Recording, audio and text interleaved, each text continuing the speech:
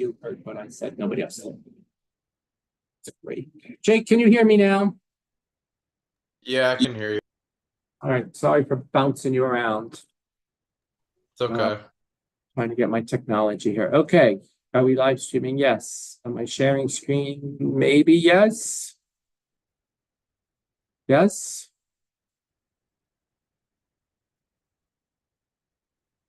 Back to the calculus. Okay, so what are we doing today? Today is the 13th. I go to the lessons and I look at the 13th. It says model 11 is due today. We're going to do the sign regression. We're going to do the solutions. Okay, so that's what we're going to be doing in our group work is the solutions. Let's take a look at the quizzes. Okay, also what was due today is quiz. Hold on. I don't know why this is. I think it's just too big. Hold on, let me say control minus. There it is. It's just the setting on the thing cuts off the. So what's due today is quiz 10 is due today. All right. Is there anything else today? There's nothing due in the month of November. How nice is that? But look at what's due in November and December. You have a project, you have a practice final, you have a final, and you have a test 2 knowledge check. And that's all that's in a month from now. Okay. But we don't have tons of stuff to do. Maybe we do. All right, so let's look at the quiz first of all. Are there any questions? You guys at home, say something so I know you're live. I only have 5 people here. Jake, Justin, Moment, Taylor. Yes? Can you all unmute so I can hear you just for a second so I know you're there? Hello, hello, hello. Yeah, we can hear you. Okay, good. All right, so let's take a look at quiz 10. So this one's due tonight, yes? That's quiz 10. This is due 11. Oh no. Quiz 10 was due already. Oh no, it's due on the 13th. Okay, fine. Quiz 11 starts tomorrow. All right, so let's see what it says. Volume analysis. Sorry about that. Okay. All right. So we got, it looks like the last ones were super easy. And they didn't take very long. So let's look at the first one. Word problem involving sign. Okay, so let me add Desmos there. Another test. That's fine. That's better. Okay, so I'm starting with the blank Desmos. I want a sign regression. To get a sign regression, I'm going to add data in a table. And then I'm going to see there's X1, Y1. I'm going to say Y1 tilde. And then I have to do that thing. A sine B X1 plus C plus D. Okay.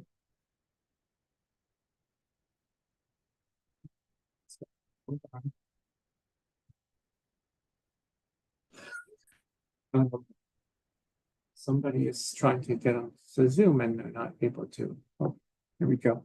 All right, so does everyone understand? All I need is A, B, C, and D, and I'm going to let Desmos find it for us.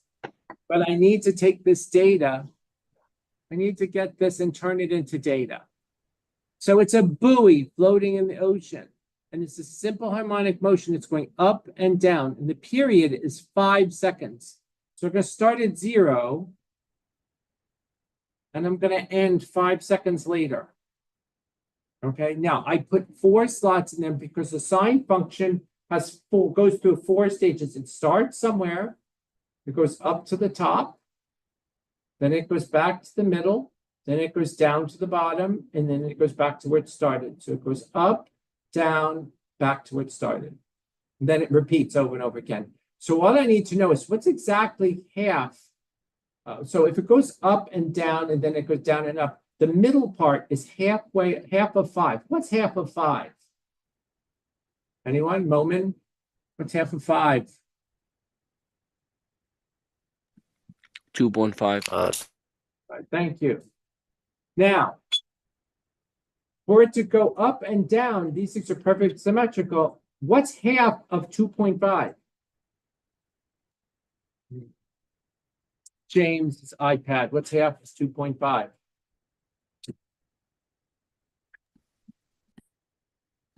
1.25. 1.25. Now, what's 3/4 of 5? Because if it's a quarter to go up, a quarter to go back, and then a quarter to go down, and a quarter to come back again, what's between 2.5 and 5 exactly? 3.75. 3.75. You could literally add those two. Okay, you could add 1.25 and 2.5, and you get 3.75. Okay, that is the X value that it's going through. Does everyone understand that? That's what I haven't done anything except that's what they mean when they say period of 5 seconds. They said an amplitude of 7. Okay, so some answers going to have 7 in them. So from the sea level at time 0 is 0 feet. So at 0, it's 0 feet. So they're telling you that. And they're saying no, that upward is in the positive direction. Okay, what are they saying? Hold on. It initially moves upward. So if it's going from 0, remember what I said, it starts at 0 and then it goes up. 1/4, it's going to reach its highest value. What's its highest value at 1.25? What's the amplitude here? It's 7. 7. Then it's going to go back to the middle, which is going to be 0. 0, and then it's going to go down to -7. 7 and back to 0. Now, Desmos is really nice because look what it did. It just did everything for us. Let's just see if it makes sense. Okay. No, why are you giving me a hard time?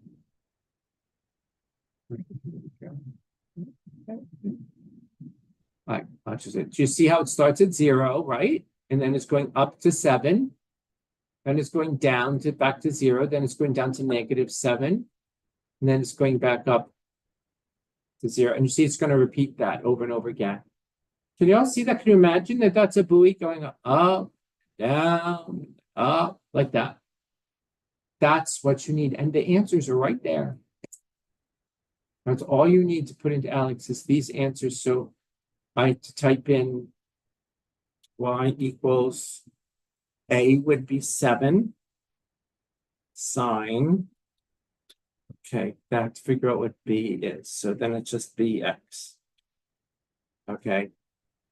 And then there's C is 0 and D is 0. So that's the answer. So look, now it's in red. So I know it's the same answer, but now I can't put B into Alex. I have to figure out what B is. So one of the tricks that I told you with this is there's frequently a pi in there. You could figure it out what it's supposed to be. The period, which is 5, the period, the rule is the period is 2 pi over that B value you're looking for. If the period is 5, hold on, copy. The period is 5, and you want B, then you can just switch them. You can solve this equation basically by saying B equals 2 pi over 5. And they see that's the answer 1.25. Isn't that what B is? 1.25 something something. Oh, it's gone here because I can't do that. Hold on. Let me just get rid of the B. Doesn't like that. And I might not like this either, but isn't that the answer we saw? 1.256637, 1.25664. You see that? That's the B. But I don't have to do all of this. All I have to do is take the answer for B. Okay, whatever that B was from here. Don't copy and paste it. Literally do this. Say B divided by pi is 0.4. Okay?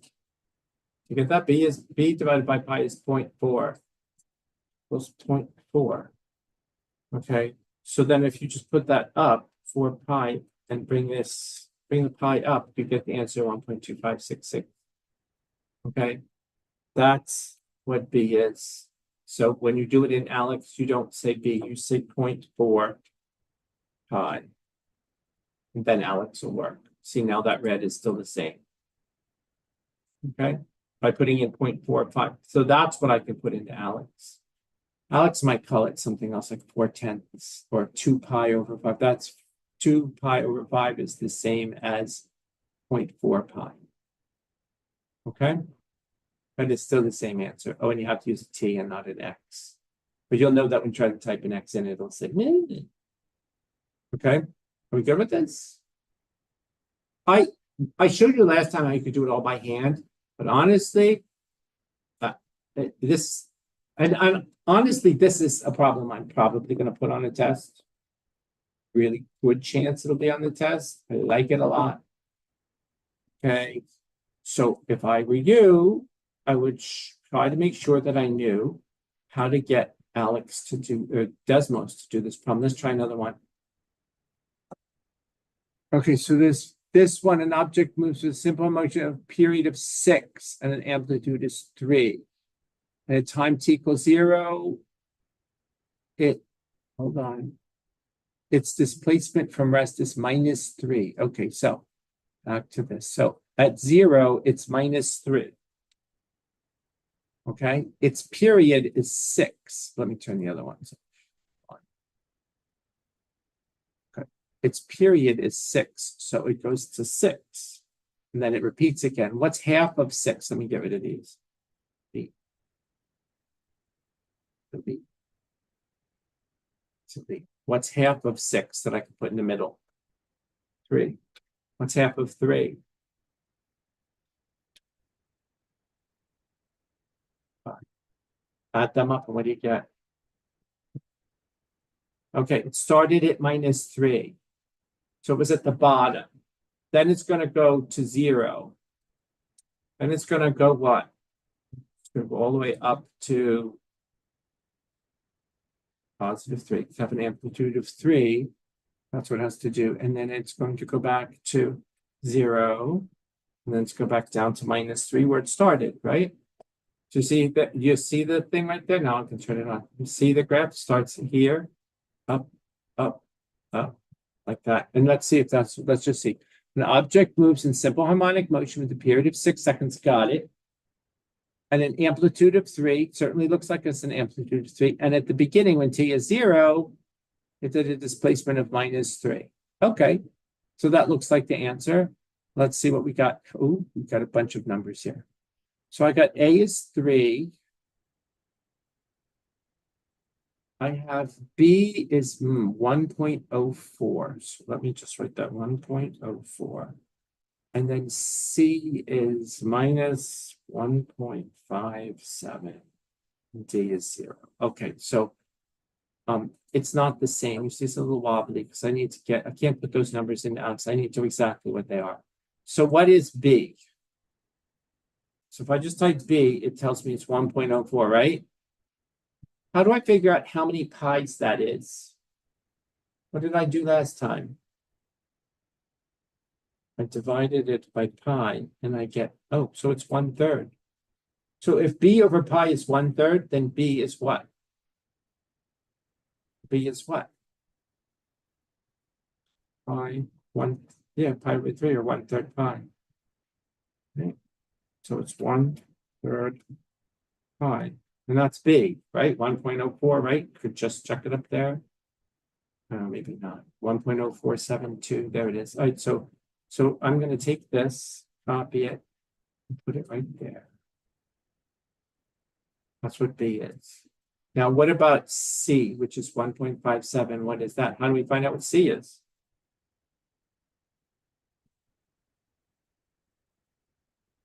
Anyone? Here's C, 1.5 minus 1.57. So how do I figure out what that is? And then it's that number divided by pi. Thank you. So what's that? Oh, that's very simple. That's minus a half. So C is just minus 1/2 pi. That's 1/2 pi or pi over 2. Is that the number 1.50707? 1.5708, close enough. So this right here is 1/2. That's the answer. In a way that you put it in out. Otherwise, I'll just want it wrong. Okay? Are you okay with that? If I hit solve, it'll write it as pi over 2. Oh, it used cosine. Okay, so let's use cosine. So that's the answer they give. So how can they use cosine? Well, they like cosine better because it's starting at the bottom. But you know how I can get cosine out of Desmos? Just change the sign to cosine. Cosine. And now I have cosine. So now I have 3 cosine. What is B equal to 1.04? Isn't that the same as this? I think it's the same, yeah. 1/3 pi. So that period hadn't changed. So that would change. But C is different. C is just pi here, 3.1415. That's just pi. That. Or if you put a minus here, I think you can get it to go away entirely. You know. Anyway, so this is another way of putting it in. You could use cosine regressions. It doesn't matter. Okay. But that's the same. There's no phase shift if you put a minus in front of the 3. But I'm trying to save you a lot of how do I say it? We've been all along taking data and doing regressions on them, yes? This is a skill you better have, or you should have. It's a useful skill to have. And so here, rather than memorizing all the nuances of sine and cosine, just understand you can take a real life situation, like a buoy going up and down, and do the same thing we do with our group work stuff, is turn it into a function. Sine and cosine both have the same shape, so you could use either one. And Desmos doesn't care. Do you know why I don't use cosine regressions? Because the TI-83 didn't have cosine regression. You only had sine regression. You didn't need cosine regressions, and they were, we're not going to put more programming into that tiny little calculator. But Desmos will do anything. Desmos will do a tangent regression. What the heck is a tangent regression? I can just type in anything I want here. Tangent. I don't know that it's any good, but it looks terrible. It looks like it goes to any points at all. Okay, so that's a tangent regression. Why is that so flat? It doesn't even look like a tangent. Wow, it's really sad. It's freaking out because I can't do a tangent regression. I wonder if I can do a secant regression or something. Yes, well, that did it. That really messed it up, didn't it? Secant. Anyway, these answers are all bad because you can't fit it to the secant curve. The secant curve doesn't look like that data. Okay, any questions on that? We'll move on to the next one. Do you think you could do that and get a better score than 56? Yes. All right, let's take a look at this one here. Why did people miss this one? You literally type it in. Oh, give your answer in radians. Oh, here's why. All right, let's do it. Let's give our answer in radians.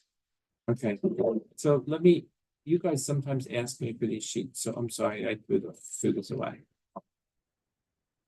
I should do E divided by pi. C divided by pi. All right, next one. I want the cosine. I don't think I can copy that. Cosine inverse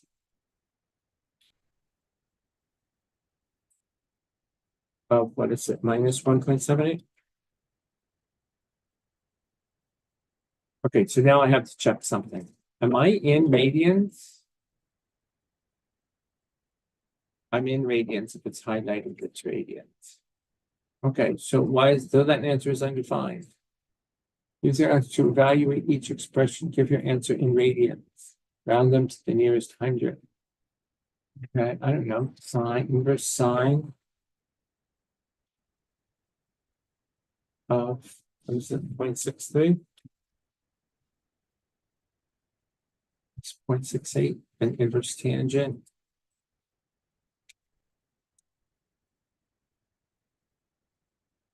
Here's 1.53. Okay, so, let's see if those are the answers. They look to be undefined, 0.68 and minus 0.99.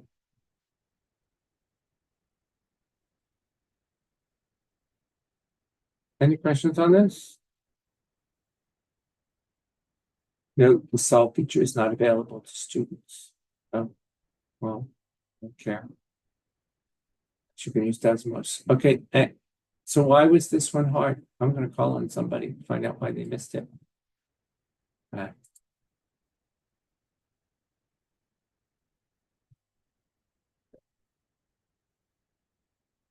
think I closed my window. Shoot, I closed the window.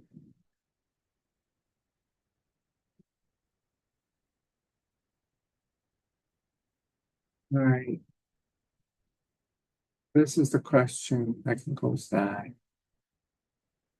Oh, here's Alex access. Let's do that. I'm sorry, I got kicked out, but I gotta ask, what is that, question number 3? All right. Anyone want to confess why they missed question number 3? Because a lot of you missed it. Maybe a third of you missed it. This was 10, right?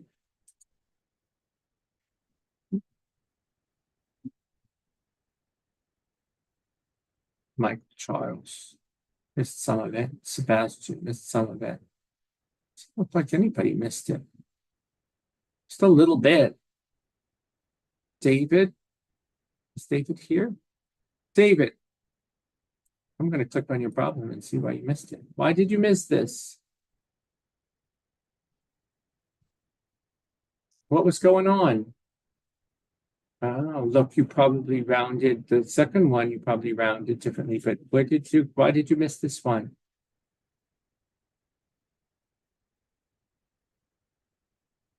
I don't know. Anyway, it just says your answer is incorrect. Let me see. Sebastian missed it too. Okay, so Sebastian, you have a rounding issue problem. You're probably rounding or chopping wrong. Okay. So make sure you figure out what, do you just look at the numbers and then just stop? So it says 0.98. If it's bigger than, the next number is bigger than 5, you have to change it to 1.99. Same thing with, if the answer is, you have 0.59, but the answer is 0.58, that one didn't get rounded up. Let's see if that's the problem. Inverse tangent of 0.66. 0.58, so that one gets rounded down to 0.58, but you have written 0.59. And then the inverse cosine of minus 0.41 is 1.99, and you rounded it down to 1.98, but it stays 1.99. It doesn't go up to 2, but it's, anyway.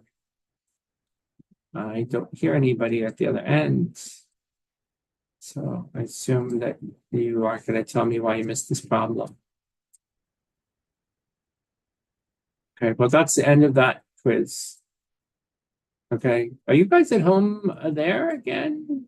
I just went over a couple of questions from a couple of students, but I didn't hear anything. Hello? We hear. Yeah, I'm here. Okay, Sebastian wasn't here, so, but David was here. Oh, Sebastian is logging on. Well, he missed it. All right, let's go back. All right, so the next assignment we have to do is assignment 11. So let me just say we have 11, 12, and 13. 12 and 13, I'm gonna probably have you do them together. 13 is so 13 is law of sines and cosines. It's kind of like right triangle trig, only it's not right triangle trig. So there's some formulas, you memorize them. If you don't even have to memorize them, I give them to you and you use them. Okay, that's the law of sines and cosines. 11 and 12, the reason why I don't want to do them together, if I don't want to bunch them up, because they're really nasty. Okay, so 11 is what we call identities, and so is 12. Okay, so let's start with 11 so you can see what I'm talking about with identities. Okay. Maybe I should go over the identities.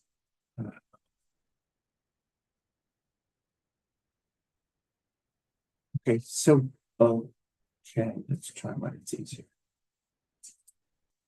Nope, nope. Nope, I don't want to do this one. See if this one's good. Yep. Oh, that's true. So, okay. All right, so let's talk about identities. Let's get to the part of the lecture. If there's no questions on the homework, the quizzes, we'll do the discussions, but let me talk about identities for a second. So what's an identity and what's pre-calculus? What's all this stuff? Hold on, I gotta get back into black and white. I lost my black.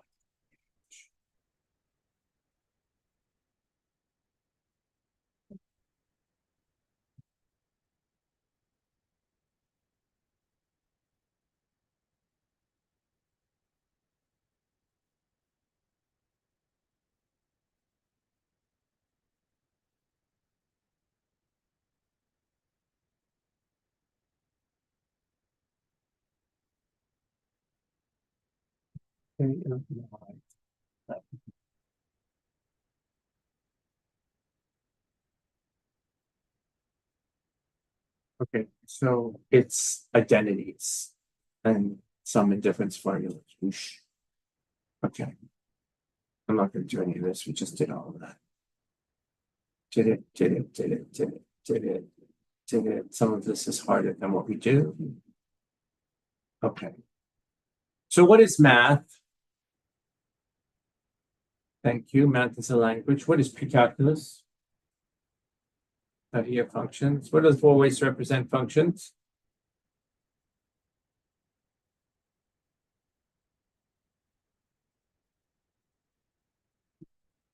Data, graph, function, words. They'll I know what you want to say. It's that word right there that's circled.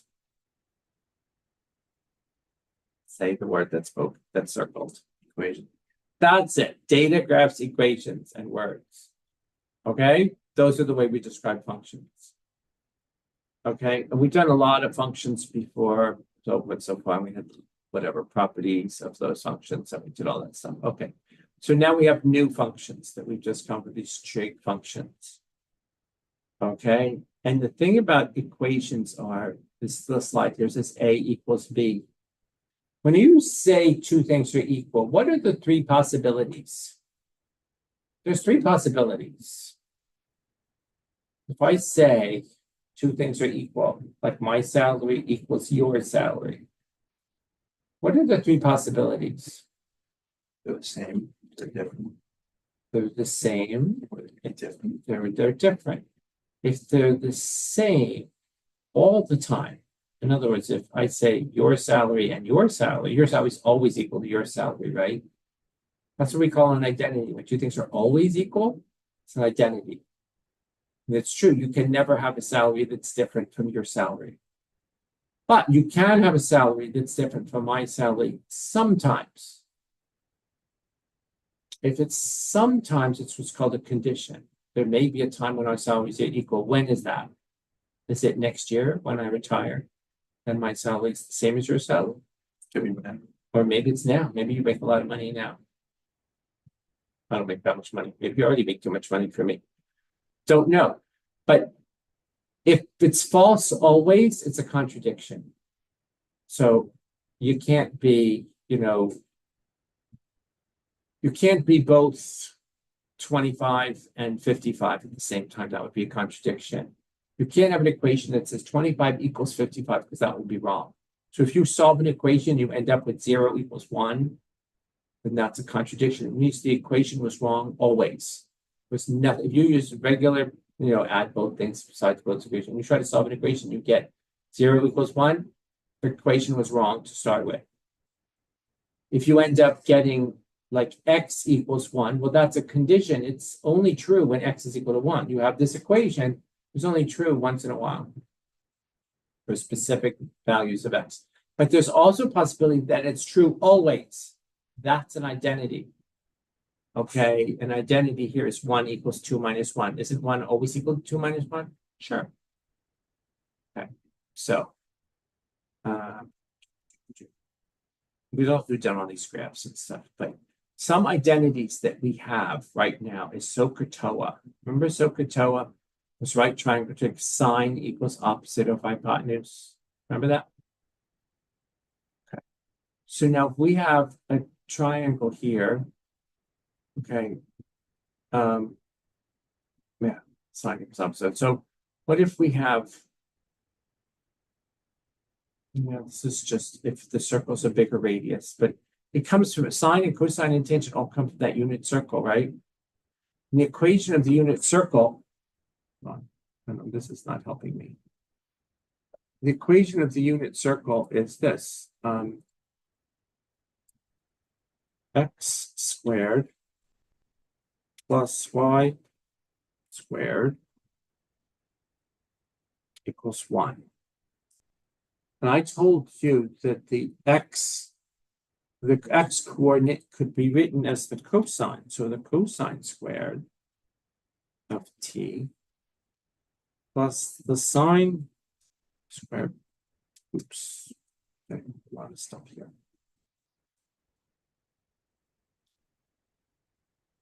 Come on, let's go again.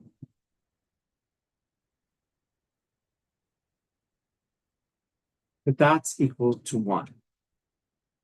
Because x is the cosine value, y is sine value, it's always equal to 1. That's an identity. It means you could put it on your kid's birthday cake. When your kid turns 1 year old, they always have 1-year-old parties. You could just write sine squared plus cosine squared. And that everyone would know that that's 1. No, I see the enthusiasm is not there, but that's an identity. Okay. Another identity. So that identity is called the Pythagorean identity.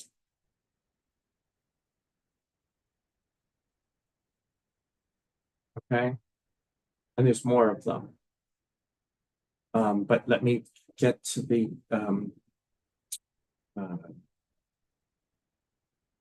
reciprocal identities.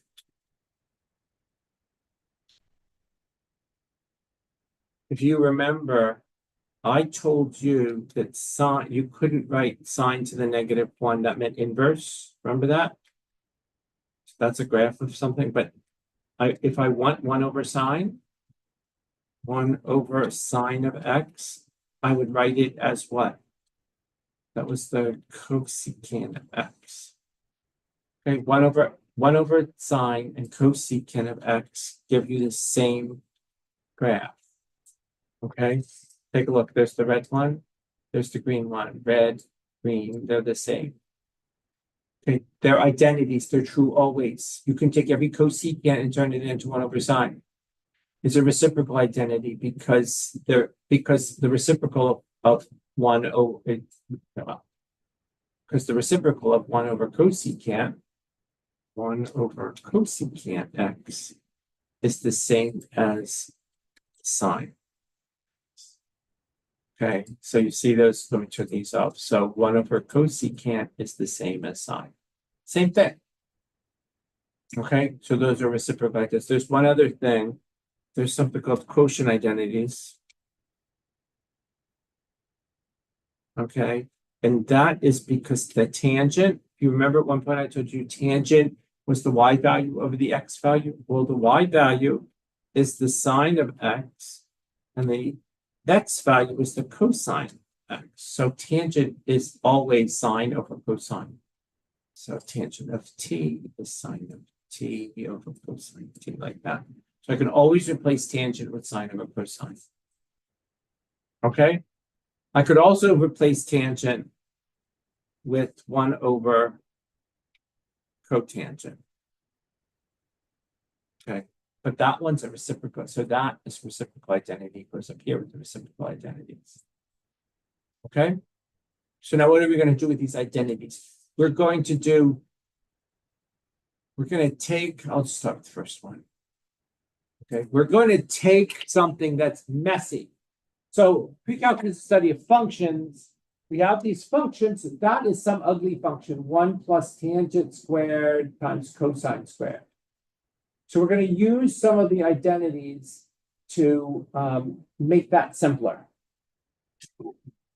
Okay, first thing I'm going to do is I'm going to actually not do this problem, but I'm going to go to this problem because this problem's more fun. This problem is more fun because it actually tells you all the different identities that we have that we're going to do. Well, for now, reciprocal quotient Pythagorean. Remember, I just showed you them. So reciprocal identity is this one. Quotient identities are these, and Pythagorean identities are those. Okay.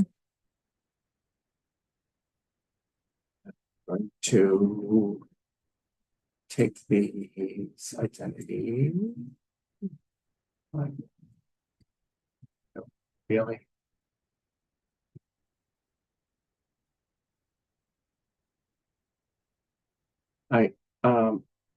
Anyway, the reciprocal identities, you see they all have 1 over quotient identities or sine over sine. And then Pythagorean identities look like this. 1 plus tangent squared. Look at number 2. 1 plus tangent squared is secant squared. Okay, so I'm going to copy this page right here. Just go to the side.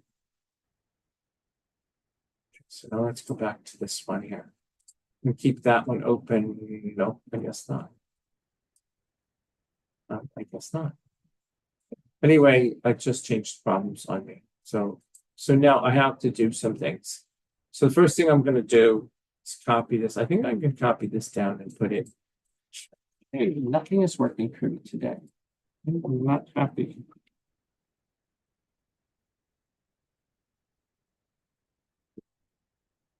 I'm going to copy this down decimals. Just I should be able to highlight that and copy it, but I'm getting nothing. So let's just write it here. Cosine x times cosecant squared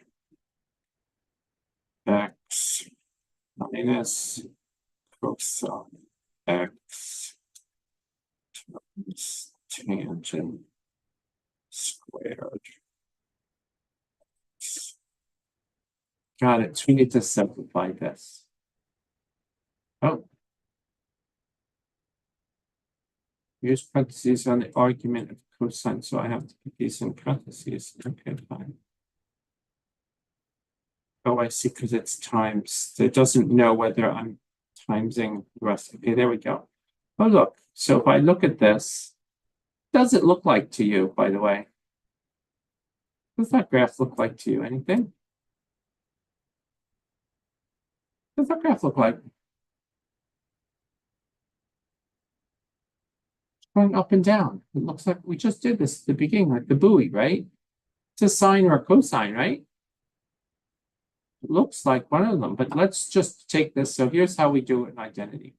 See how I see this right here? I'm going to take the whole problem, I'm going to copy it over, I'm going to paste it in the next line. I see a cosine in both this one and in this one. So both terms in this terms that basically have cosine. I want to factor cosine out of both of them. When I do that, let's see what happens. Okay, now it's red. I had black, now I have red, but it's the same answer, right? Are we okay with that? Now I just told you that tangent squared could be replaced with 1. I can replace this with secant squared minus 1. Okay, let's see if that's true. If it's true, the graph won't change. It didn't change. Okay, tangent squared is secant squared minus 1.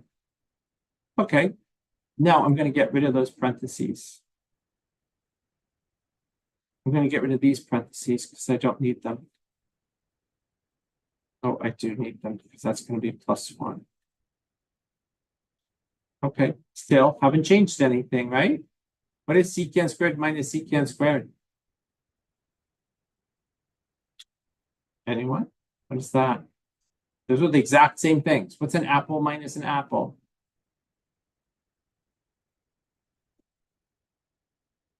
What is it? Somebody at home, talk to me. Who haven't I heard from yet?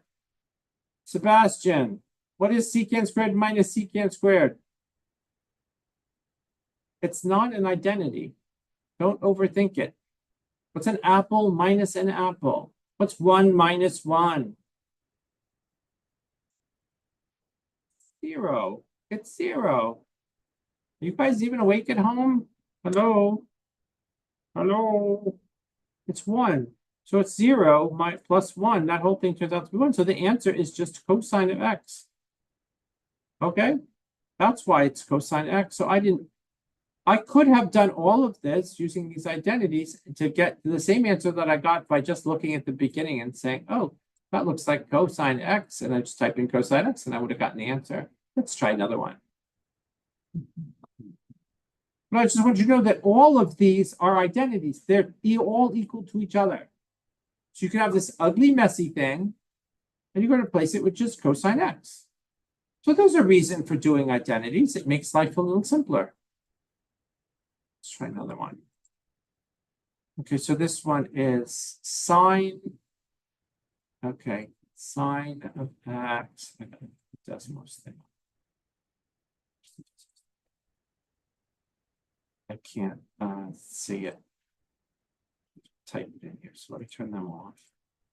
Go to the next one. And this is sine of x times secant squared x minus sine of x.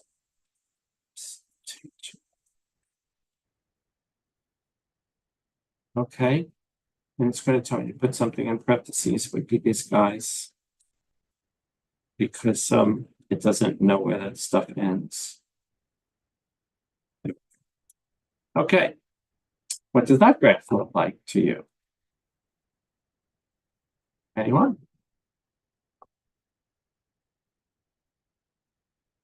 The cosine starts at 1 and goes down.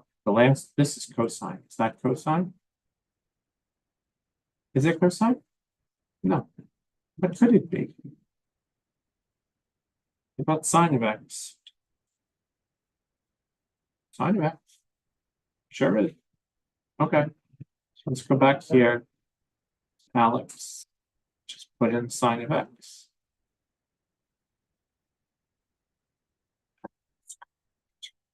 So I have to do all that identity stuff. Let's try another one.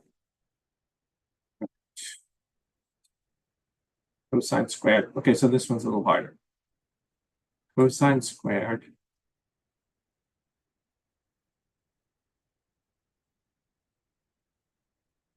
Cosine squared of x times parentheses 1 plus tangent. Again, it's going to want that x in parentheses here. Okay, that's different. What does that graph look like? What is that? Horizontal line? Horizontal line of what? So y equals what? What number is it? Y equals what? 1? Sure looks like y equals 1 to me. Let's try it. Let's just type in. Should be 1. Correct. Anyway, I was hoping there would be one. There's one that's harder. Is it this one? No, that's not it.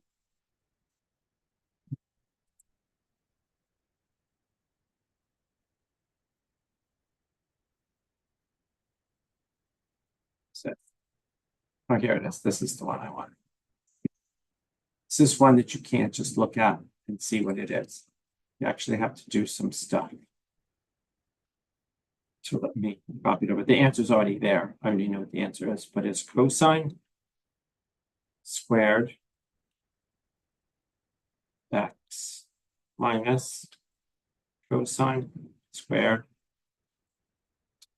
x sine. And so when I look at this graph, it doesn't look like sine or cosine. It doesn't look like sine. That's not one of the ones we've seen before. Looks weird. So let's just see what we can do algebraically with this. Copy. Paste. Okay, I see a cosine squared in everything. So I'm going to factor that out. Not everything, both terms. There's two terms there. One minus, and I'm going to take the cosine squared out. Okay, so that's, I took cosine squared out of both terms. See, I saw cosine squared and a cosine squared, and there's a minus between them. I took cosine squared out. And you see, I didn't change anything exactly. They want parentheses around this cosine. So, see, it went from blue to green because that's the green one, right? It's the same. Are you convinced it's the same? Sure.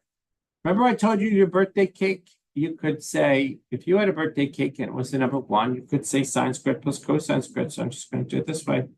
Copy. I'm going to replace that one with sine squared plus cosine squared. Do you see how I didn't change anything? Okay, hold on. Let me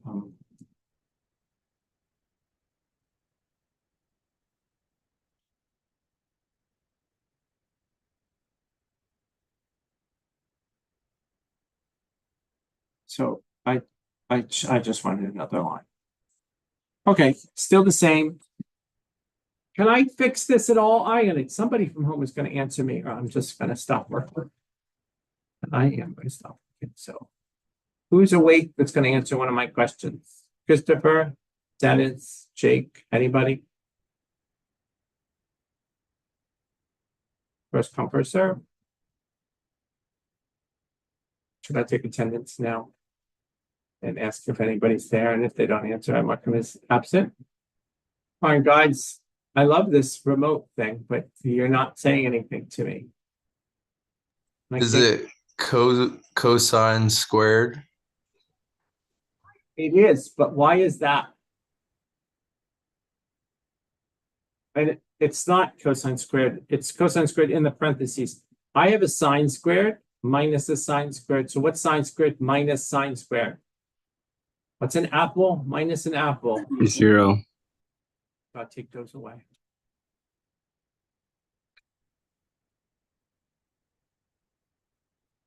You see how the graph didn't change? So what's cosine squared times cosine squared? Cosine to the 4th. Here's the problem when I go to put it in Desmos, it won't like it. Watch this. Actually, it might. Just write it this way, it might do it.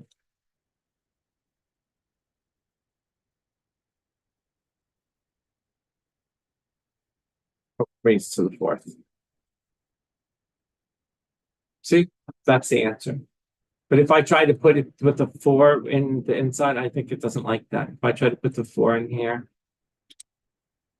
like that, watch what it says. It says, can't do that. Superscripts cannot be, oh, sorry. Maybe it can do that now. Okay, so now superscripts on empty. It says, only cosine squared and -1 are supported. Otherwise, use parentheses. So you have to do it that way. But when you go back in Alex, you can put it in as cosine to the 4. You can type it in that way. But you can't put it in Desmos that way. Okay.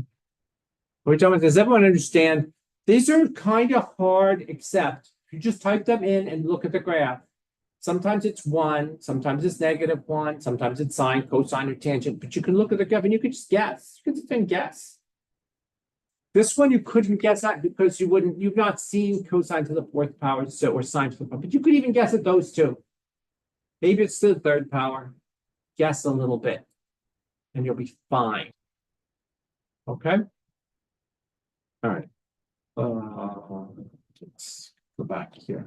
So now let's do this one that I like, the number 2, because it had the identities. So in this step, we're doing the steps that we just did, only you have to tell me. I love this question, my favorite question. The other one I don't like because it's kind of, this one is an easy question because you get to see, this is called a reading comprehension. You get to see line to line to line to line. But all you have to do is tell me how they got from one line to the next. Such a useful skill. I was telling you, this is one of those interview questions in my calculus class. One of the types. So here's secant. To see from this first line to the next line, let me just get my pen out. Here's my highlighter. Stay highlighter. Is that the highlighter? That's my pen highlighter. Okay, so do you see that secant right there? There it is in the next line. It hasn't changed. So we're not interested in that. What did change? Cosecant squared minus 1 became cotangent squared. And we have to look at these things over here and decide which identity was used to go from here to there. So cosecant minus 1 equals cotangent. Okay. So let's take a look at the different identities. Well, there's always just algebra. Was that algebra? No, that was not algebra. Algebra would be like a sine squared minus a sine squared equals 0. That's algebra. Reciprocal, is it a reciprocal identity? Do you see any 1 over anything? No, it's not reciprocal. Do you see tangents, cotangent, sine over cosine or cosine over sine? No, you don't. So it's not that. How about Pythagorean? Do you see anything like tangent squared or secant squared or cotangent squared? Do you see any of those?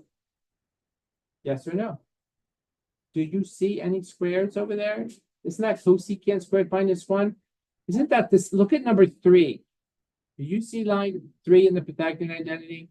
If I move the 1 to the other side, what do I get? If I subtract 1 from both sides, what do I get? I get cotangent equals cosecant squared minus 1. Look what they did. That cosecant squared minus 1, they changed it to cotangent squared. So which identity did they use? They used those identities. What are those identities called? They have a label right there. Pythagorean identity. Okay? Who's going to help me with the next one? At home. Somebody at home. Taylor. Don't worry, I'm not going to be doing these. You guys are going to be doing them. So we'll just sit here in silence until somebody answers me. Taylor. Yes. What changed from this line to that line? Which identity do you think got used? Not the secant, that didn't change. So what happened? The bottom part.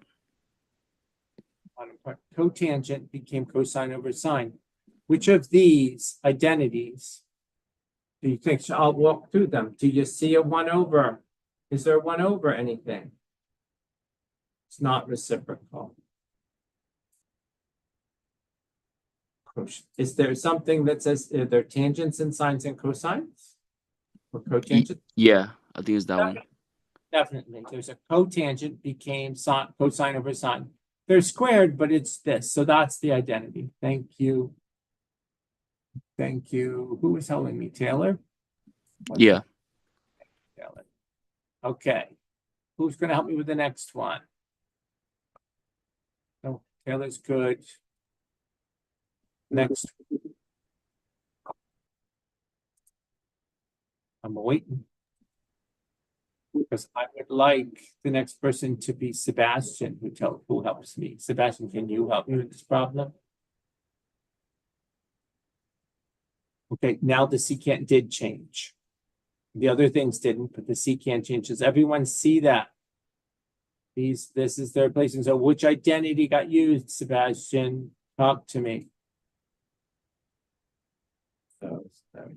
What? You want me to say the answer?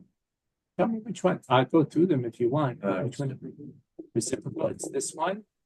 Yeah, secant is 1 over cosine. Very good. Thank you. All right. Next person, I would like Momin. Momin. Yep. Happening next. Uh-oh. What did they do? What do you think they did? They crossed out the cosine and those two, and they made it into Okay, so which property is that? that's algebra. Algebra. Yep, they just did algebra. Then there's no other identities, just like this. Yeah, it's division. Okay, very good. Next person, Michael T. Let's get this moving. What happens next? What happens between here and there?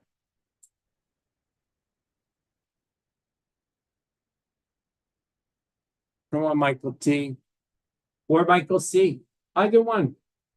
One of the Michaels.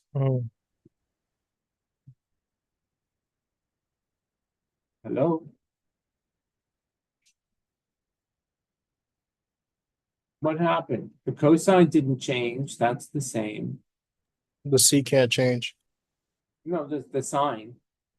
Sine squared became sine times sine. What is that?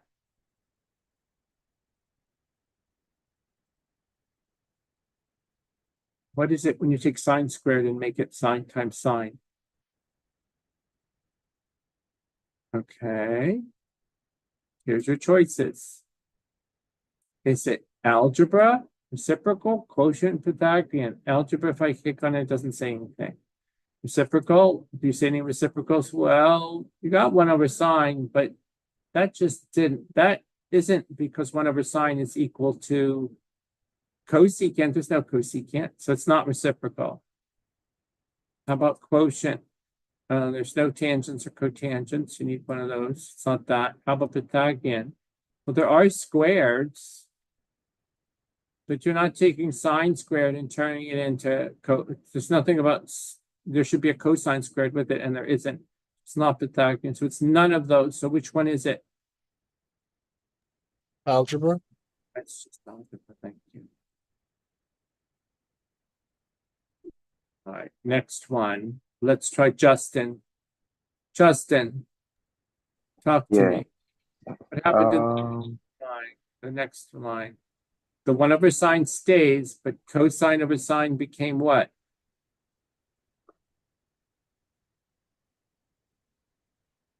The cosine over sine become? It's right here, came that. So which identity? Let's go through the identities. Well, algebra isn't going to be nothing useful. How about reciprocal? You see 1 over in those circles. Is there a 1 over? No. It's not that. How about quotient? Is there a sine over cosine or a cosine over sine that's being replaced with a tangent or a cotangent? No. Are you sure? Look here. This is cosine over sine. That's this. This is Okay. Yeah. that. So it's definitely one of these. Okay. Yeah. Good. Yes. So it's quotient. Yeah. Yep.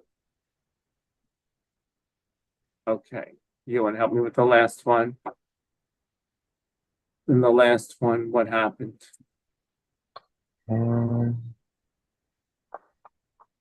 over sine is gone now, and it's cosecant. So which identity is that? 1 over sine. Is it a reciprocal? You see a 1 over?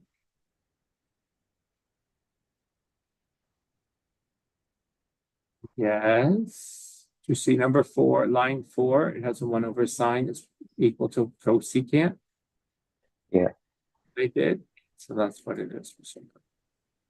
Now, if you think you're right, just hit check and see if it says you're okay. Okay, I'm not done. I want everybody to have a chance. So that was Justin. James iPad. Are you there, James? Hello, James iPad. I want the first one. What happened from there to there? Cotangent stayed the same. 1 plus tangent squared equals secant squared. Which identity do you want to use? I'm waiting on James. James ain't never gonna answer me. Jake, are you gonna answer me? Sorry, I was in the bathroom. What did you say? Okay. I didn't, that was Jake. Jake, you can answer me. What happened between this first step and the second step on this question? Where the lines are. The parentheses are removed. And then what were they replaced with? So which identity was you, which they got rid of 1 plus tangent squared and they replaced it with secant squared. I'm gonna go through these identities one at a time. You tell me when to stop. Reciprocal, is there a 1 over? Quotient, is there a tangent turning to a sine or cosine or cotangent? Or a Pythagorean where you have a sine squared and a cosine squared or a tangent squared? That one. That one? Yes. Yeah. Right there, 1 plus tangent squared. Look at line 2. 1 plus tangent x equals secant squared. That's it. Okay. Thank you. Dennis, you got the next one. What's happening in the next one? Okay, I've got the cotangent is still staying the same. So secant squared is 1 over cosine squared. Dennis, which identity do you want to use?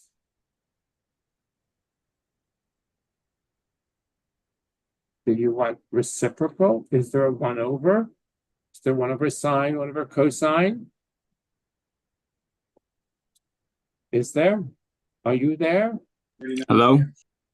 Dennis? Yes. Is there? Oh, which identity do you want to use? Do you want to? Oops. Do you want algebra, reciprocal, quotient, Pythagorean? Who do you want?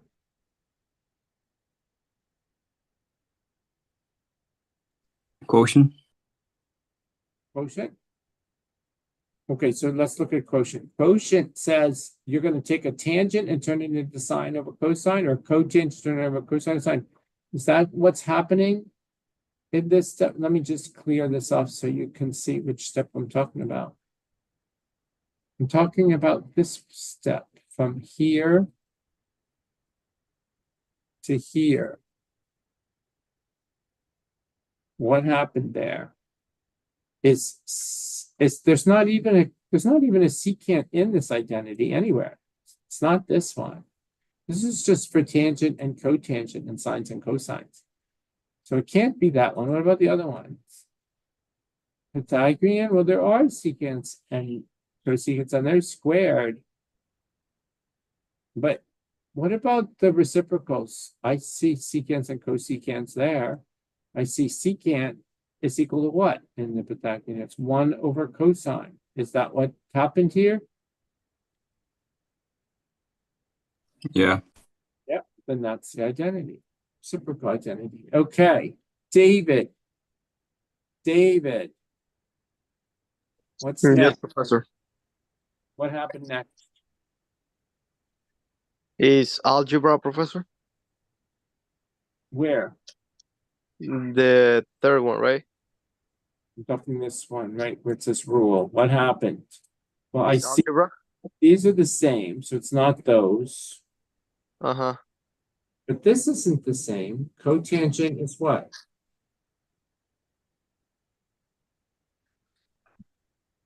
Cotangent is cosine over sine. Uh-huh. Any of these say that? Does reciprocal say that? Over sine, yeah. Do any of these say that? Oh, quotient, Professor? Yeah, maybe the quotient does. Cotangent is cosine over sine. So yep, that's the one. Okay.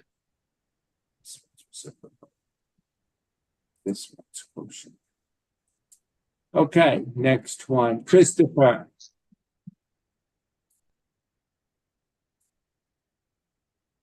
What happened next? To get from there to here, what happened to things? Oh, it looks like these were crossed up. So what is that? Christopher. Christopher. Christopher. Anyone? Anyone?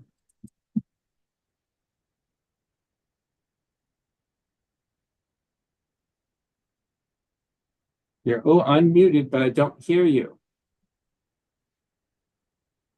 What was used? They just crossed off some things, some multiplication. Christopher, say it louder. Can you say it in the chat, maybe? So I'm not hearing nothing. Justin's in the library. Okay. So, Christopher, you're unmuted, but I don't hear you. Anybody else? If you're crossing things off, it's what property? You're adding or subtracting and canceling. What is it?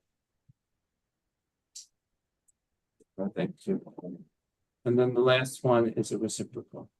Okay. So it's 1 over sine is cosecant. So that's another one. All right. Enough of these. You're killing me here. It's pulling teeth.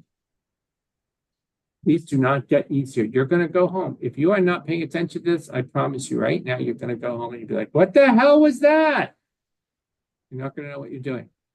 Let me show you. So this is another one, only just like the other one, only you have to highlight this, copy it, and paste it, and then you make the changes. So 1 plus cotangent squared. Okay, let's see. There was a Pythagorean identity that was 1 plus cotangent squared is cosecant squared. So I'm just going to replace this right here. Take that out. And I'm going to put cosecant squared in. Okay. And I would say Pythagorean. And if I hit validate, if it's correct, I can move on. If I type in something wrong, I cannot move on.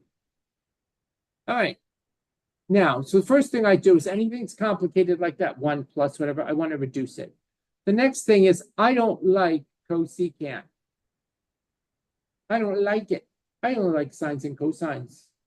So I'm going to change cosecant into what? I want to change it into something with sines and cosines. So I'm going to change it. I'm going to use a reciprocal identity because I know the reciprocals will work. It'll be 1 over what? What is cosecant? Let's see. Reciprocal identity 1 over cosecant is 1 over what?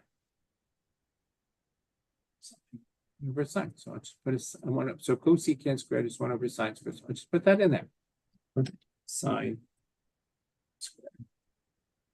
So I'll say reciprocal. And I'll validate it. Now, let me just tell you something. I could be going down the wrong path. And life would be bad. And then start all over again. But I don't think I am. I don't like tangent either. I said I don't like cosecant. What can I do with tangent? What can I turn tangent into in the way of sines and cosines? It's a nice identity that lets me get rid of tangent in terms of sines and cosines.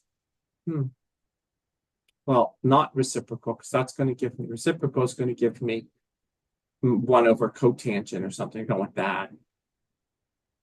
What about quotient? There we go. Tangent is sine over cosine. So I'm just going to do that. Take the quotient and I get what I want. I want sines over cosines. Fraction.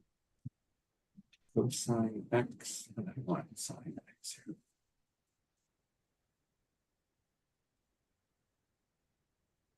Okay. And validate it. And said, sure. And let me go on. Do you see anything I can do that could maybe simplify sines and cosines? I could simplify this, couldn't I? There's a sine in the numerator and there's sine squared in the denominator. What's that going to be? There are not two of them in the numerator. There's one in the numerator. That's one. Oh, And that's going to leave me one down here.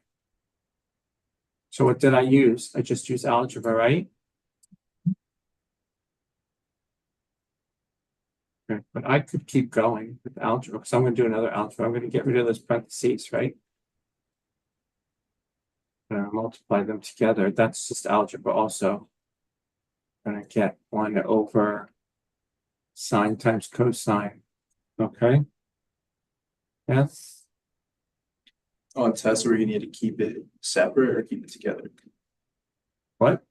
Like for tests, like do we need to have it like 1 over like 2 different fractions, or do you want it all in the same I fraction? don't, in this problem, let me just show you. In this problem, we're heading to that answer. Okay. But when we get to that answer, it'll say your proof is complete. So this was that complete, just like the other one. These are all identities. They're all equal to each other, but I went from the starting point to the finishing point and I got my answer. When I get the answer, it'll say, this is right. If it says your proof is complete, you got this problem right. There's no spark credit or anything. You could really go down a bad path. Bad things can happen. Okay. Let's try another one. Okay. So again, I just do a lot of copying and pasting. Copy, paste. I want cosecant squared minus, so look, I think that's a Pythagorean identity. Cosecant squared minus 1. I see a cosecant squared. Do you see this number 3? If I subtract 1 from it, I have cotangent squared. So I think this guy right here is, I'm just going to use the Pythagorean. I'm going to turn this into cotangent squared only. Oops. Well, what happened there? That's interesting. It's a cotangent squared x, and there's no minus 1. Okay, let's see if that's true. It is. What did I say I don't like? So I got rid of those things. If I have combinations and stuff, I reduce them. What can I do with these? I have cotangent and I have sine. I like the sine. I don't care for cotangent. What can I replace the cotangent with? I'll have sines and cosines in it, maybe. Does anyone remember? Which of these I could do this, but that would be bad. That would just turn cotangent back into cosecant. No. Quotient turns cotangent into cosine over sine. Oh, well, let's do that then. Okay, so we'll take cotangent squared and we'll turn it into a fraction. And it will be cosine over sine squared.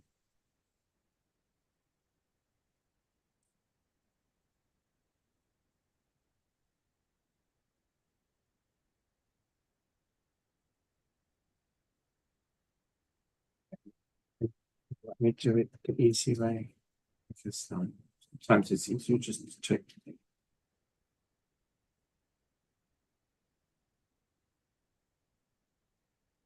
Yeah. Oh, what rule was that? That turns cotangent into cosine over sine. Cotangent, should I go through them? Oh, it's still up there. Which rule is it? It's not reciprocal. It's not Pythagorean. It's what? Cotangent into cosine over sine. It's quotient identity. And it is. Now, can you see anything that I can do? Can I cancel out those signs? And what will I have?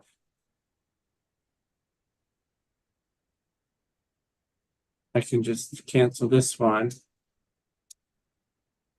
And all of that. That was just, what did I do then? Get rid of its parentheses if I want. I just did some algebra. Say algebra.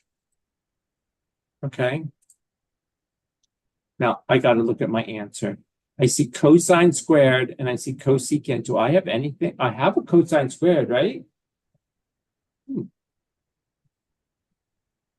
Can I just do this? Is this terrible? If I'm going to try to do this. I'm going to try to take that sine x. I'm going to try to write it this way.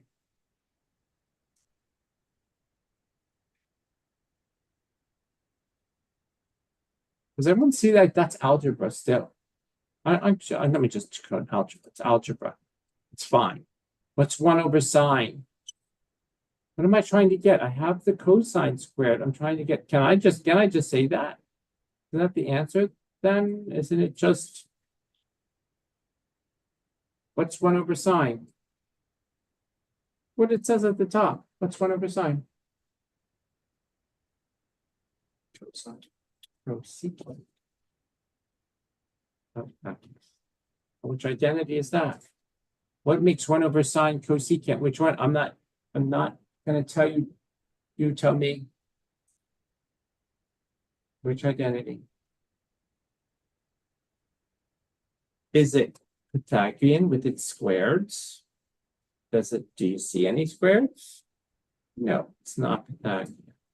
Is it quotient with its tangents and cotangents? There's no tangent or cotangent, it's not that. Is it reciprocal with its 1 over? Is it reciprocal with its 1 overs? Is there a 1 over?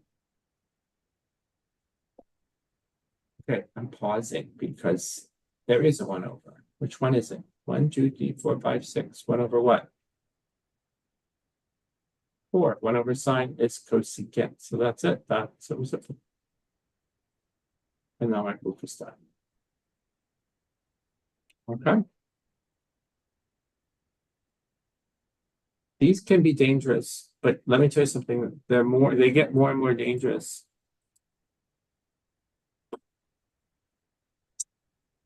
I'm not going to do any more of these. These are the easy ones. Let's do the harder ones. That was. Okay, so these are not hard. Okay, so here's the thing to note. There's a new rule, odd and even rules. Okay.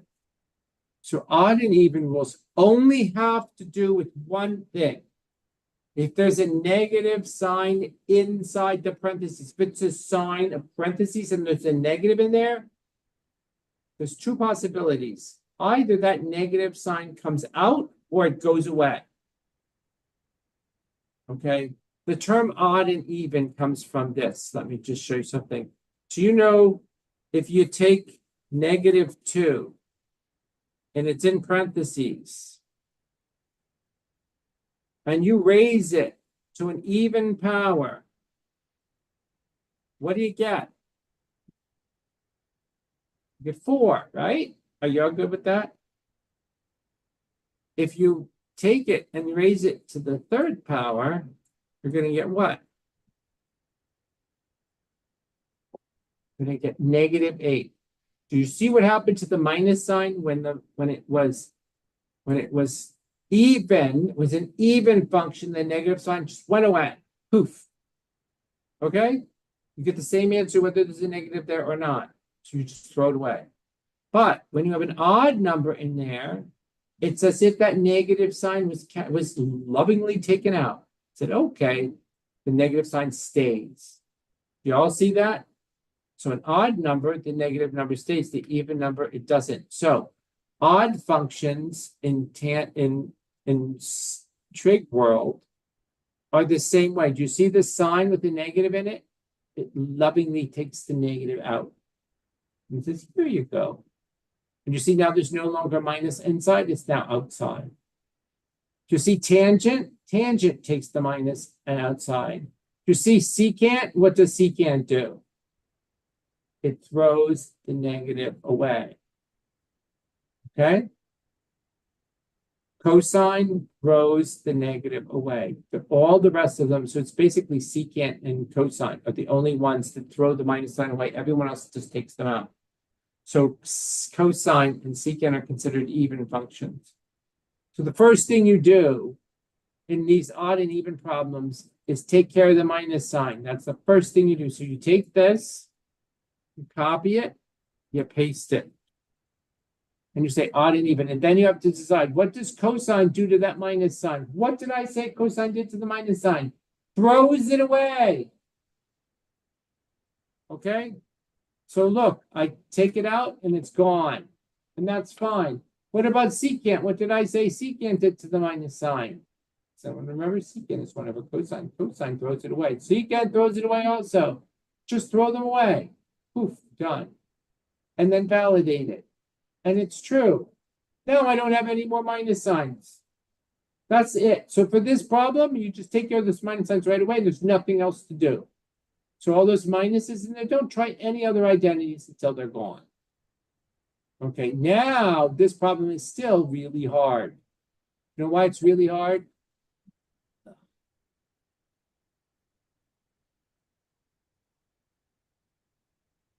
This one is really going to take some time. Hmm.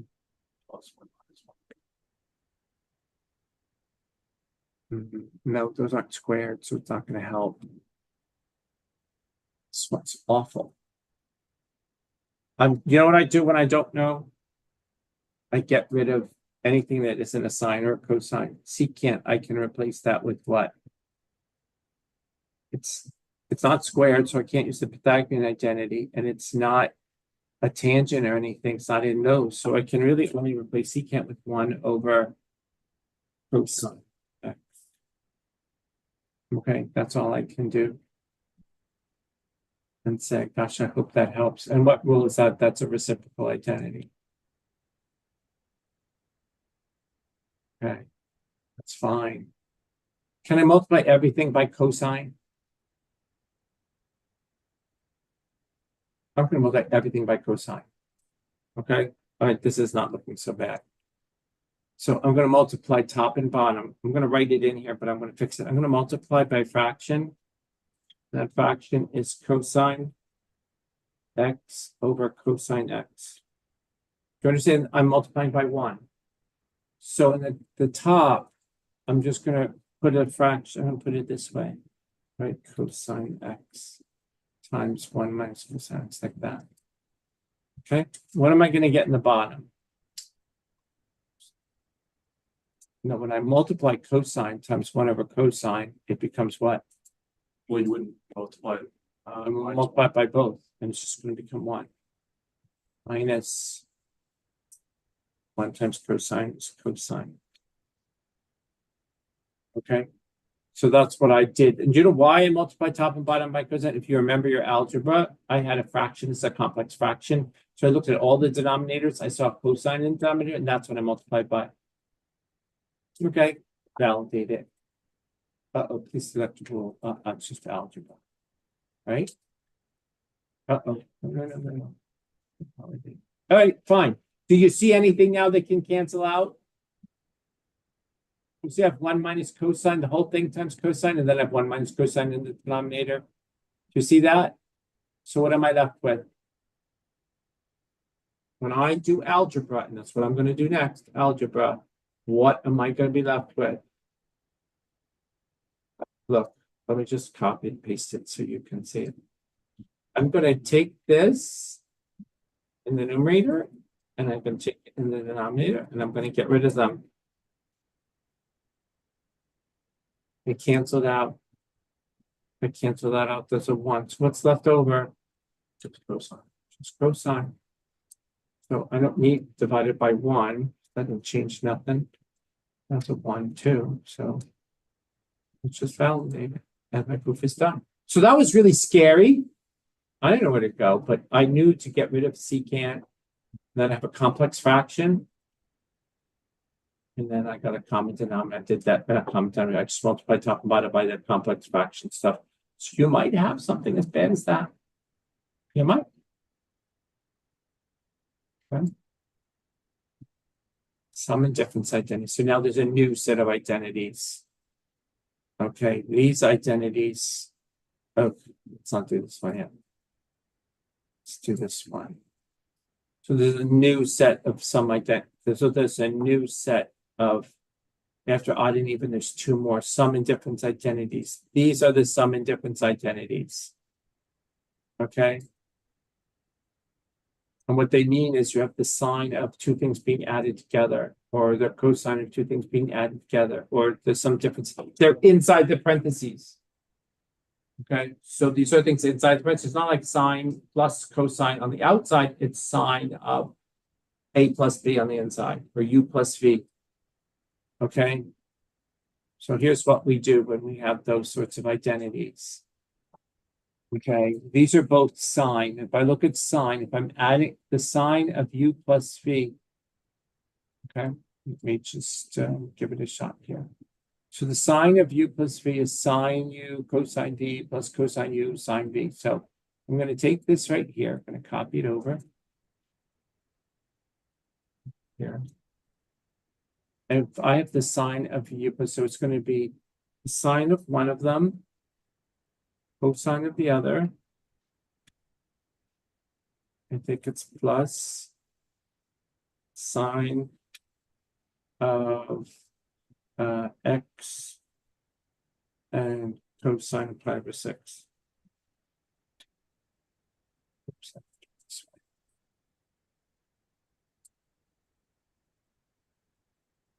Now, I just want you to check, I want you to see if you understand what I did here. I used the sum and difference formulas down here. Okay. I used specifically the sine of the first one, number one, sine of u plus v should be the sine of u cosine v plus cosine u sine v. I think that's right. I put they have them switched, but it's just all multiplication. It's fine. Any problems with that? Let me validate it and see if it's right. It is. Okay, so now let's do the second one.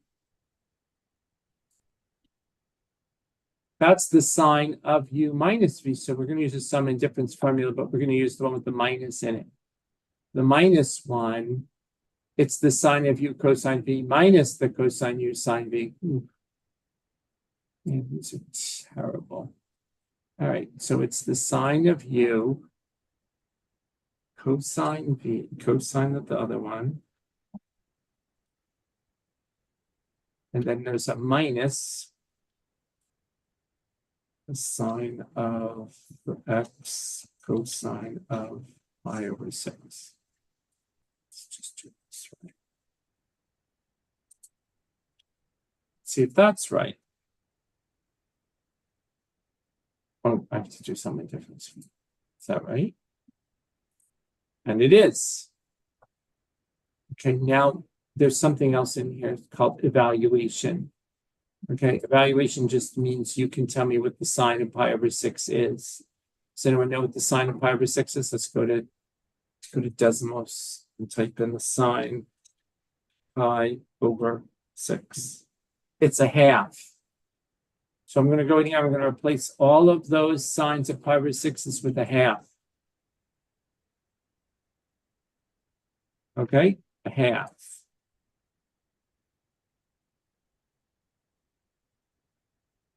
Yeah. Okay, now the cosine of pi over 6 is something else. But you see that I have all of this and I have all of that and they're being subtracted. So let me just, I'm going to leave them because I don't need to put anything in there because I'm just going to validate what I got. And I'm just going to get rid of them because they're the same thing. There's apple minus apple. Okay? Do you all understand this? This is all of this crap right here is positive, and it's exactly the same as all of this that's negative, and I put them together and they're gone, and that's just algebra. Okay? It's an apple minus an apple. Now I have half an apple plus half an apple. What's half an apple plus half an apple? Come on, someone tell me it's too easy for words, so say it. One apple. Thank you. One apple. That's just algebra again. And I'm done. Okay? So with these problems, I use the sum and difference formula, and I also get to evaluate to make things go away. Okay? All right, let's see. So another one of these, I'm just going to actually ask it to solve it for us. But here, look. You take the cosine formulas and you write them all out like that. Sum and difference. And then you do some algebra. And then you evaluate the cosine of pi over 4 is the square root of 2 over 2. Okay. And then use algebra to the square root of 2. Now, I don't require that you memorize the cosine of pi over 4 is the square root of 2 over 2. But you might have to look that up. I don't require it, but if it wants an answer like, so here's cosine of pi over 4. Sine of pi over 4. If you go to evaluate it, you get this number right here. I have a trick for solving these. The best thing to do, you know how we did the thing with divided by pi? If you think that number's not gonna have a pi in it, because pi's on the inside. But what it might have is a square root in it. So watch this. What I do is I take this answer and I square it. And I get 0.5. So if that squared equals 0.5, okay, then I can just take the square root of both sides to get rid of that squared that I put in, and it's just this. It's the square root of a half. Okay. So I just used Desmos I just squared it to get a nice simple number, and then I knew it was the square root of that simple number. Just like if I divide by pi and I get a nice simple number, then I know it's some multiple of pi. So this is yet another trick for evaluating if you get some ugly number when you type in the cosine of pi over 4 and you want to put it as the square root of 2/2, you can. It's not going to take a decimal answer. That's the problem. You're going to get to the cosine. You're going to know that you have this cosine of pi over 4. You're going to be like, well, what is that? I need to evaluate that. And you get some decimal. Then it's going to be square root of half. And by the way, the square root of half is exactly the square root of 2/2. Okay. All right. Last one of these, and they're painful. They're so painful. Okay.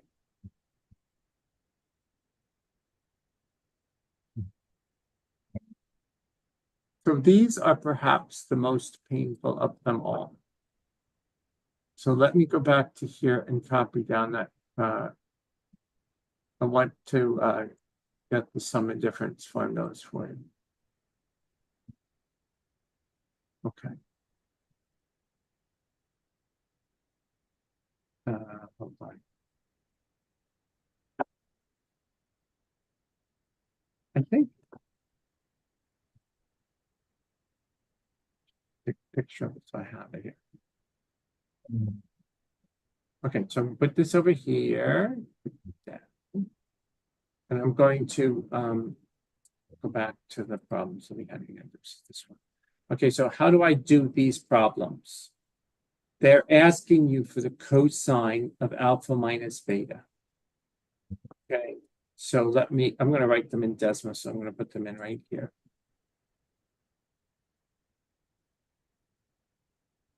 The cosine of alpha, I'll use A minus B.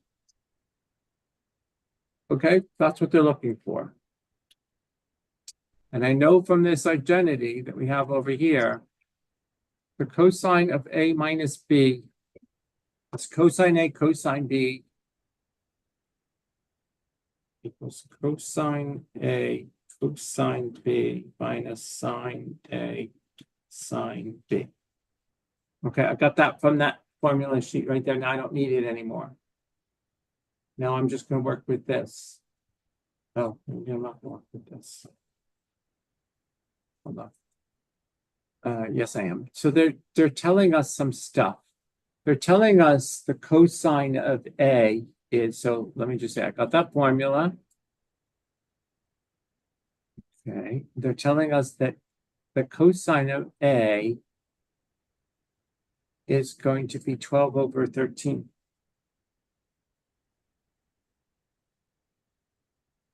And that the cosine of B is minus 12 over 13. Okay. How do we find the sine of A and the sine of B? We have the cosine, but we don't have the sine. Okay, so do you remember SOHCAHTOA? What is cosine equal to?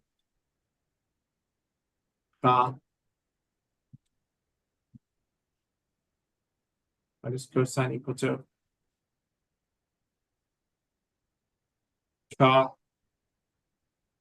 Thank you. Okay. So if cosine is equal to 12 over 13, what does that tell you the adjacent is? And the hypotenuse? 13.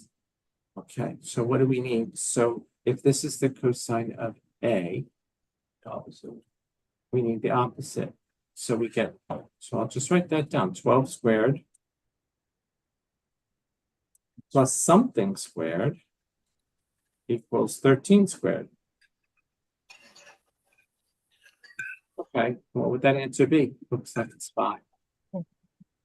Okay, so that tells me that the opposite equals 5. Oh, it's in quadrant 1, so it will be 5. Okay, so fine. So now I have the opposite is 5. So if I want the sine of A, Have a lobster. yes, sir, Soup. opposite, go for hypotenuse. What's the opposite going to be? 5, and the hypotenuse. So it's 5/13. Okay, got it. So now I have the sine of A is 5 over 13. So that's one more piece of information I have. Now we need the sine of B. So I'm going to do the same thing I just did, except something's going to be different this time. I've got cosine of B, right? And that's equal to minus 12 over 13. Oh, that's different. Okay, so when I do this thing right here, okay, I have a possibility of it being plus 5 or minus 5. Is it plus 5 or minus 5 for the opposite? Because I just took the square root of both sides and I get 5. But remember, actually, let me just draw this thing for us here. Quadrant would it be plus 5? Remember this? See, there were two answers. There was 5, and then there's another one here, which is minus 5. Okay, and I just went to 5 because I looked at the quadrant 1. In quadrant 1, everything is positive. Remember that unit circle? Everything in the first quadrant was positive. But you get to the third quadrant, everything is what? Negative. So the answer that I want is not positive 5, but negative 5. Okay. So the opposite is negative 5 here. So when I go back to my sine of B, in my problem, that's going to be opposite is now going to be minus 5 divided by 2. Okay, and that's the answer right there. This answer isn't so terrible. So much work. But just, it is. I know. It's not my favorite. I said it was a hard problem. This one's going to take time. But you can write as a fraction. There it is, minus 119 over. Let me see if it says that as the answer. Minus. Oh, they have minus 1. What did we do wrong?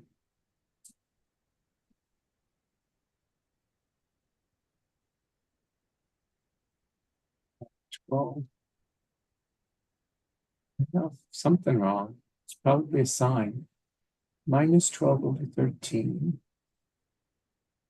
So this is the cosine. That's 12 over 13. That's minus 12 over 13. So that's negative. So this was minus 5 over 13. That would be minus 5 over 13. They're saying it's this. That's what they think the answer is, but I think something's wrong here. See, that gives us minus 1. Minus B. So cosine of the minus. Oh. No. Cosine of beta. No. It's 12 over this. Minus is right. 5 over 13 is quadrant 1, and then this is in quadrant 3. I don't know. Let me think about it. Anyway, this problem is the most tedious. And this entire assignment is tedious. But you have to do this assignment. You must complete this assignment between now and next time. If you do not complete this assignment by next time, by midnight of next time, every single person who's not do this assignment risks me having to put one of these questions on your test. Any one of them will eat up your entire exam time. You do not want any of these questions on your test. Do you know that? Do you agree? Not a one of them. If you don't do this assignment, you're going to force me to put it on your test. So what are you going to do? You're going to do it. You're going to muddle through it. I don't care if you get some. Okay? You get this thing done. Okay? I do not want to put this on your test. This is not a happy moment for any of us because I can't give you like any partial credit for this. You muddle off into space, I get nothing to give you. The questions that I will give you, though, are the questions that the identities that we had. I might ask you this simple one. This one, maybe, but even this one was kind of ugly. I kind of liked this one. This one wasn't so bad. Where you just say what the rule is, it's not so bad. So I'd be just happy not to put any of them in there. If I had to, the first three are kind of easy. But the last three are awful. There's some and difference identities. These are the sort of identities that I never use in my life ever, except when I teach this class. For a short period of time, we do them. And if you make it pleasant for me by doing them, by getting them done, and I don't have to put them on your test. Okay, it's just, this is literally just homework for the purpose of me covering my butt for the department. So do it. But you will probably never see these until you get to Calc 2. And even then, you'll forget them all by Calc 2. Okay? All right. How are we doing time-wise? Oh, time's up. Shit, we're supposed to do our project stuff. All right, before you go, you're going to do your project stuff. Tonight? Why did you let me ramble on? This stuff is terrible. I should have spent more time on the project. You always get extra time. No. I'm going to do it this. So this is what you have to do before you go. You're going to get onto your thing and you're going to find it. Remember how you evaluate and solve? You got to solve. Okay, that sign regression's all solutions. Oh, this is the video. I didn't like this. No. Shut up. Am I doing that? Okay. Now you're gone. Okay. Look, your work paper was this. You had a sign regression. I asked you to post the sign regression. There's a sign regression. You're supposed to say what the period was. Only difference now is you have to actually have a solution that runs somewhere like there. 230. You know, like you were going to solve for something. So we're doing our solves. And you just click on, you need these two solutions. Why do I pick those two solutions? You need the first two solutions after the y-axis, because those are going to be unique solutions. And you're just going to write them down. Okay, so all you have to do is write down those two solutions. So in this case, it's 13.91. So you put that in, 13.91. And then you put the other one in, 24.87. If that's all you have to do, all right, and get rid of all these other ones. So if the producer would do that, the writers can say we're solving. You can either you can. Last time you're supposed to evaluate. This time you're supposed to solve. Okay, so you're supposed to solve. I'm trying to solve here for 230. Somebody who weighs 230 pounds, maybe. No, and then the answers are those answers are 1391. Okay. 291. So anyway, I want the producers to do this before you go, and everyone else can decide what you're going to do about it. 1391 and 2487. So you're just solving. The whole point with sign regressions is that there's an infinite number of solutions. So you need to find the two unique solutions. This is a going down one, and this is a going up one. This one right here is just a period away. All the rest of them are just a period away. And the period here, you have to know what your period is. The period is 38. So that's why there's a 38 written in each one of these 38 ends. Okay? And then it says according to sign regression period date, if we want to sell whatever 230 items. And then we fill that in. Okay? Make sure you say what the period is when you're doing sign regression. Let's break up into our groups before you go. And see, everybody knows what they're doing. Okay? And then you can go. If your group knows what you're doing and you post something, that's great. All right. Breakout rooms. Do you remember what breakout room you're in? I'm in 1. I'm in 3.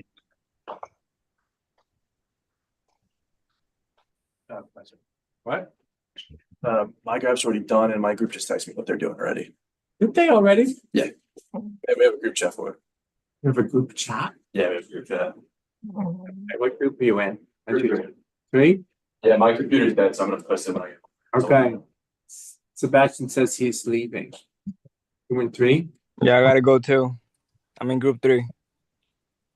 I'm in 3. It says you've already chatted, you already posted, so.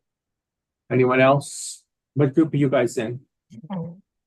You're in 1? You're in 1 also? Yeah. Oh, who else is in 1?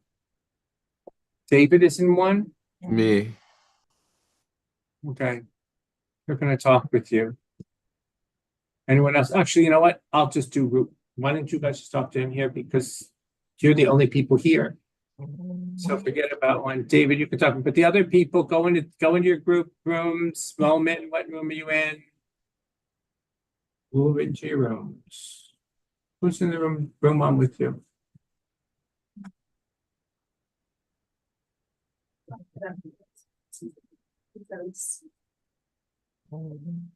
Awesome. So just the 2, right, that crossover? Yep, that's it. Okay. You're done. Who else is in? David's in 1 waiting for you. Christopher, Dennis, Jake, any of them? Press support. I have a question. Who am I? Where do we post this? I guess there's only 1 sign regression thing. You can post it there. But there should be 2 under discussions. There's a sign regression evaluate. I guess I didn't do no self, so let me do it. Evaluate. Let me do one that's a self. Discussion.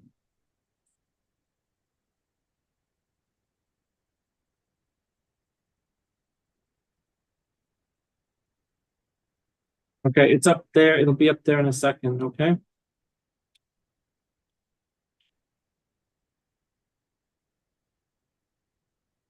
Okay.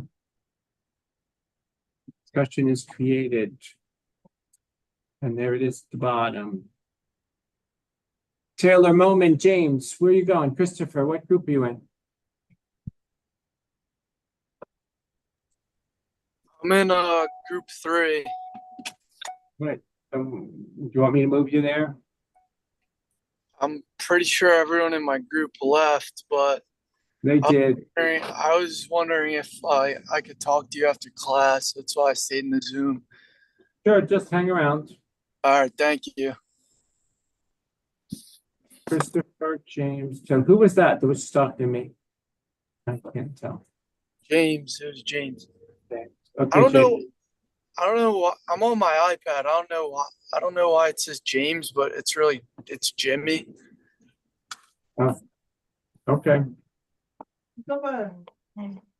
it's all right. I gotta take attendance too. I forgot to take attendance. E ba non klas ou ye la men kon ya ou dormi, e ba non klas ou ye? I know, Christopher, I don't have any idea what you're saying. You're in class. Hello? They continue. I can't hear you. Hello? Hello, Christopher, what can I do for you? Justin was here. Joseph's here. Michael C. was here. Sebastian was here. Emiliano was absent. Taylor was here. Octavia was absent. Tatiana was absent. I haven't seen Tatiana in a while. Jake was here. Christopher was here. David was here. Genesis is here. Your Genesis, right? Akash, I did not see. Dennis, I saw. Jimmy, I saw. Alexis, I did not see. Roman, AJ. I did not see AJ. See Jeff. Saw Michael. I didn't see. I didn't see this. Okay.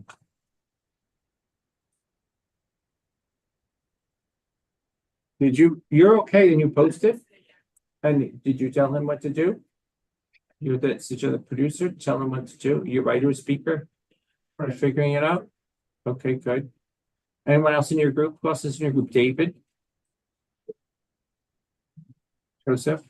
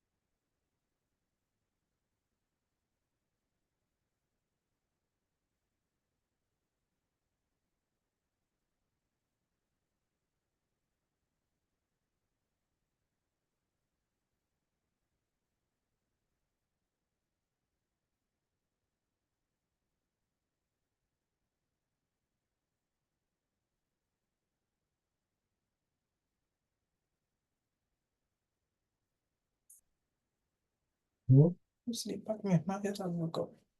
I'm Chocolate. fine. Mm. Oh, Maybe take some when I see that thing. Christopher, your mic's on. Oh, No. All right, I'm done. It's 7:57. Everyone seems to be done, so out you go. Oh, maybe Michael and Moment need hold on.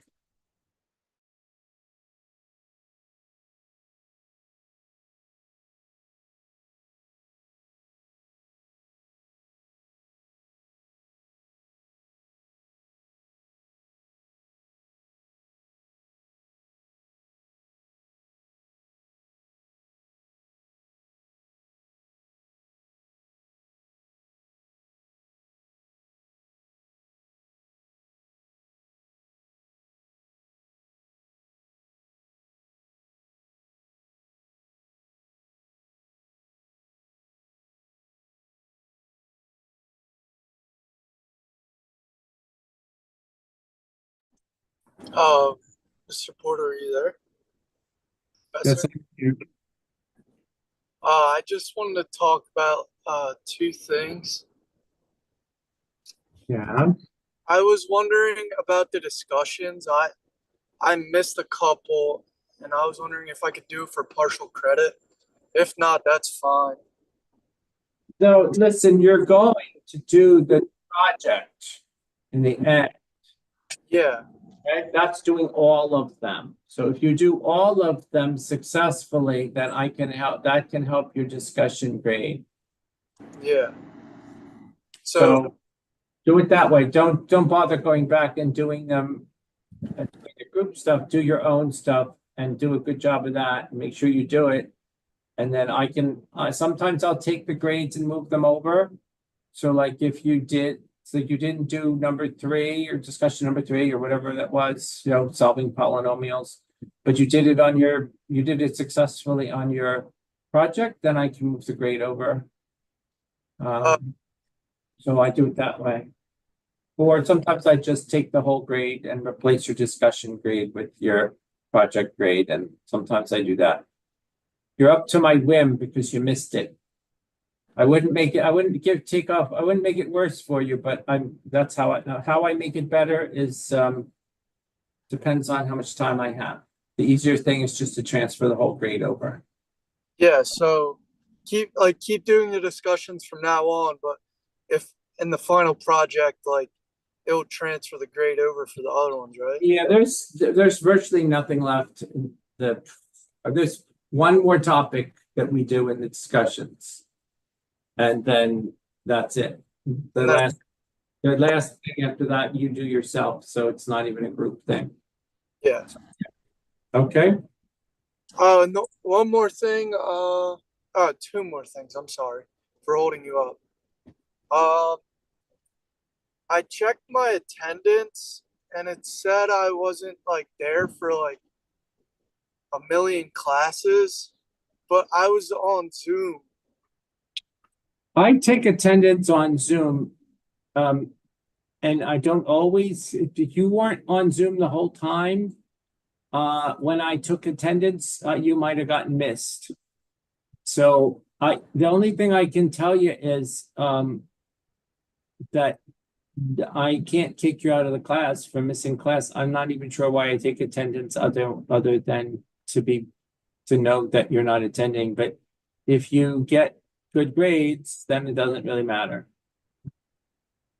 Okay. I don't use attendance for anything. I just take it so that I shame you into coming. But if you don't, it's not going to hurt your grade any, even if it's wrong or right. I just missed you. I might use it sometimes to tell people that they should come to class more often or whatever, but if I didn't give you that advice, then I didn't give you that advice. All right. And then my last thing is, like how much, I should probably check the syllabus, but what percentage is the grade for X? Like, Jane, I'm looking up your, okay, so right now you have a 62% overall. yeah. I did really bad on the midterm. So that's close to passing. 65 is passing. You're not alone. I don't know why it's so low. Why is it so low? There's hardly anyone's got a good grade here. I was at like a 70, almost an 80, and I failed the midterm, and it set me back to like a 50%. So I've been back. Because the midterm is worth so much more than anything else you were doing. I'm surprised I'm at a 62 because I was literally at like a 50. Hold on. You got a 60 on the midterm. Yeah. Okay. But you missed quiz 9. I missed a couple quizzes. It was like during that last. Yes, and you got a 43 on quiz 7, and you missed the practice midterm. So you have some holes. It's not great, but it's fine. You just have to do a little better on you need a few more points here and there, and you'll get passing just fine. Yeah, it was like during so I play baseball here, so it was like during the last like stretch of our fall season, and I really started to like decline in my schoolwork stuff. But I'm like back on track now. I feel like you'll be okay. I'm looking over, let me just say, I looked over the grade book, and you're certainly not in the failing range. Yeah. So you're there. Let me see what it says about your progress overall. Because I haven't really been harassing you because, well, okay, so let me tell you about time on Alex. You're in the bottom, like you're the third lowest person in the class, time-wise, which means you need to spend more time on the stuff. Now, on the first test on the knowledge check, you were in the bottom third, but you weren't bad. Okay? Well, you have another knowledge check coming up, and it'll give you an idea of where you stand. But I have no idea how much you progressed between when you haven't spent a lot of time. Yeah. So some students were already at 60, like some people were already, that's interesting. Okay, so the person who's getting the highest grade right now has put in almost 50 hours on Alex. And they did really well on the midterm. And they're getting a good grade. But they have the same, when it came to that first knowledge check, they were at the same point you were, pretty much. They started the course, or then they took that knowledge check, they were about the same as you.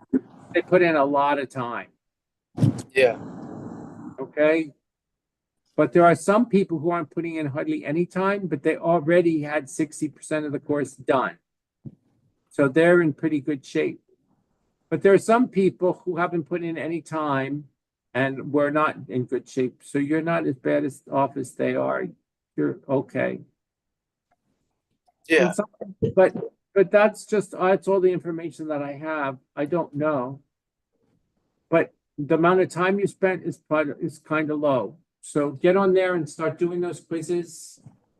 And if you can't do those quizzes to make up time, can't do quizzes that you've lost, do the reviews. Sit down and do those reviews. Do you know which reviews I'm talking about? Yeah, I see them. Yes, they're there for any of the quizzes that you missed. They will help you, and you should do them. Okay. Okay? All right. Thank you so much. No problem, Jimmy. Good luck. Take care. Have a good day. Have a good rest of your weekend.